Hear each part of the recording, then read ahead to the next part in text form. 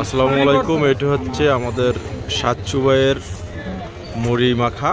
এখানে চিকেন আছে, ঐতিহ্য মাখা। 35 বছর ধরে সে এই বিজনেসটা করে, খুব পপুলার। আপনারা এখানে আসতে পারেন। এটি হচ্ছে বাইতুল মোকাররমের একবারে সাথে 8 নম্বর গেট। অ্যাড্রেসটা একটু বলে দেন। বাইতুল মোকাররম 7 নম্বর 8 নম্বর গেট, আর স্টেডিয়ামের 4 নম্বর গেটের একটু সামনে, আর 1 নম্বর গেটের একটু সামনে।